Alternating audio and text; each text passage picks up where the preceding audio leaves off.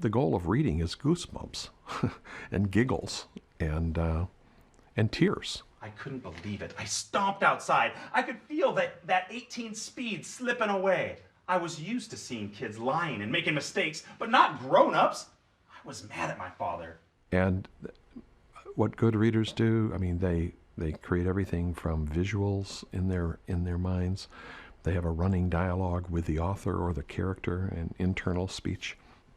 All these things going on.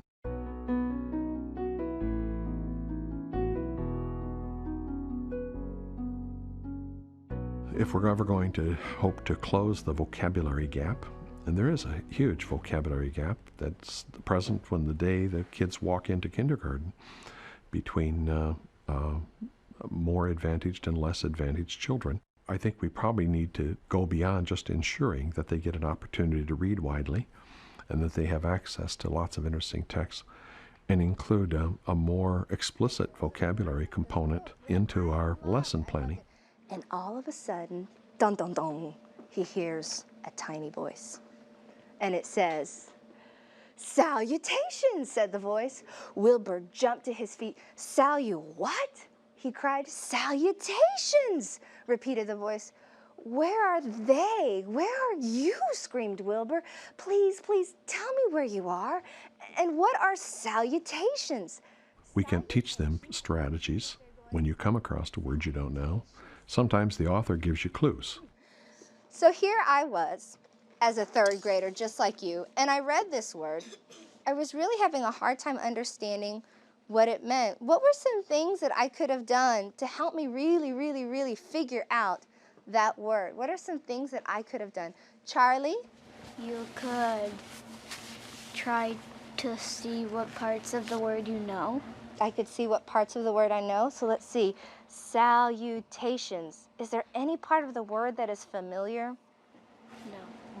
And sometimes it won't be a straightforward clue, but you could tell if there's an adjective used, particularly in a string of adjectives, or you've seen how this author has described the character before. Morella? You can just keep on reading till it says, because on that it says salutations are greetings.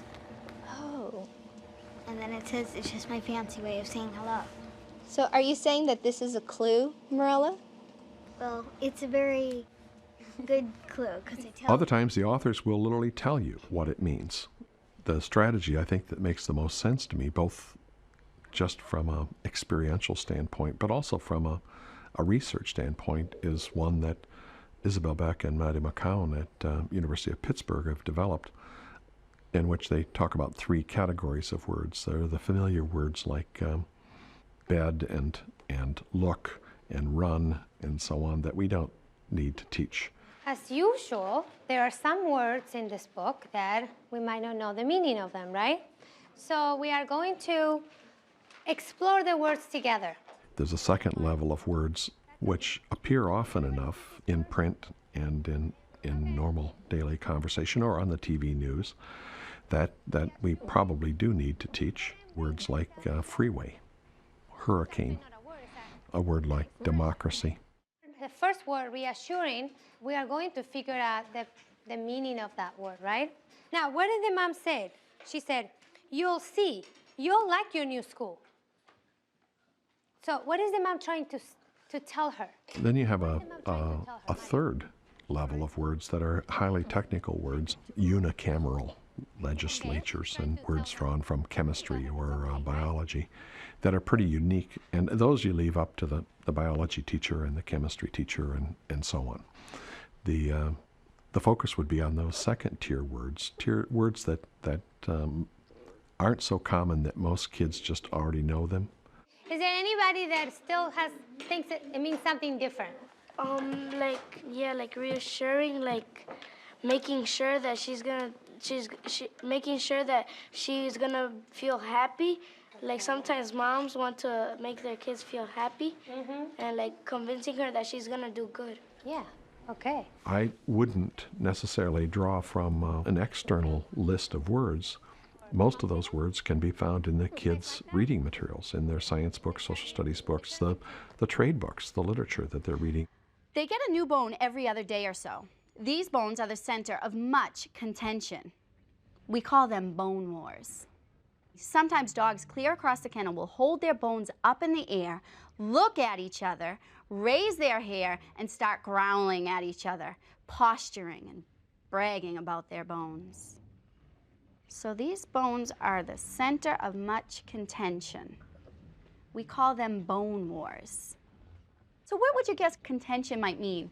Bernard? Me and Ricardo, we thought about candy, and if I have more than him, and then like he might get mad, and then like we might start a fight. Okay, so you guys are connecting what happened here to a situation that might happen to you. So what would you guess contention might be if you guys got into a little dispute? Conflict. Yeah, conflict. These bones are causing some conflict, and these dogs are getting pretty feisty. But think It's about amazing. I mean, you can develop 5 to 7 words in 2 10-minute lessons a week, and it doesn't have to be an add-on. It can be drawing the words from the materials the kids are dealing with, which will improve their comprehension and understanding of those materials. That's, they say, much in the same way that fluency doesn't have to be a separate lesson. Many of the commercial curricula teach just one real strategy, and it's a single letter decoding strategy, the traditional sound and blend. So you have the child who reads the word distant by going d, I, s, t, a, t, and then says it a couple of times and finally figures it out. The problem with that strategy is it's fine as a beginning reading strategy, but I work with Pat Cunningham, who pointed out back in the late 70s that by the end of first grade, the middle of second grade, the kids who became good readers no longer used that strategy. They used a larger unit strategy. They looked at distant and went dis-tent. They didn't do it letter by letter. The other thing that it's related to is volume of reading. In other words, the more kids read, the more exposures they have to these common onset rhyme patterns in English, and the more likely they don't have to slow down to recognize them. They begin to use what they know about other words to figure out new words they hadn't encountered before. If I ever saw the word Egyptologist in a book before, learning it in school helped me, because if I saw it in a book before, I'd just be like, what does that mean? And then I'd probably say this book's too hard for me, and then I'd put it down and I wouldn't give it a chance. But now, since I know what Egyptologist means, I can read further in different books. We teach kids this strategy. We start out with just words, big words on strips, and the strategy is tear off the front, tear off the back, see if you can pronounce the middle. If you can't pronounce the middle, tear it in half. Can you pronounce a chunk? And then you gradually put the two chunks together, put the end, put the beginning back on it, say the word, reread the sentence. And after a couple of days of tearing things apart, we tell them it's too messy, too expensive. So today, as you're reading, what we want you to do is just use your thumbs. Cover up the front, cover up the back. Can you pronounce the middle? If not, slide your thumb in. Find something, then gradually move your thumb off, off. And often, by the end of 10 days of instruction, they're no longer even using their thumbs. They don't need it anymore. They now have a strategy. Where are you? We're trying to figure out. Which one? Ecological disturbances. Ecological disturbances. It sounds like you pronounced the first one, right? Does that sound good to both of you? So ecological disturbances. Do you know one of those words? What it means? You know what disturbance means? What does that mean? It's if you have loud music and somebody's trying to sleep and they have to go to work the next morning. Perfect disturbance, right? That's bugging you. It's a disturbance. So we've got the first word is ecological disturbance. Do you see any part of that word that you understand? The root word? Ecological. If you don't, that's okay, because we've got many more steps to go to. You don't. Okay, how about the context? Did you read before it and read after it? Why don't you start, where would you like to start? Let's see. More hot days. More hot days. Okay. More hot days increases the possibility of heat-related health problems and directly ecological disturbances, air pollution, changes in food, water supplies. As an author or an editor, I can say, well, here are some words I'm pretty sure kids won't generally know. But the words that kids generally know in Taos, New Mexico are different than the words they generally know in Boston or Duluth or Knoxville, Tennessee. And so to some extent, it has to be tailored to the children in front of you. Well, remember yesterday I was showing you different words. I have another word for you. Some of the best teachers we've watched have charts on the wall where kids go add a word.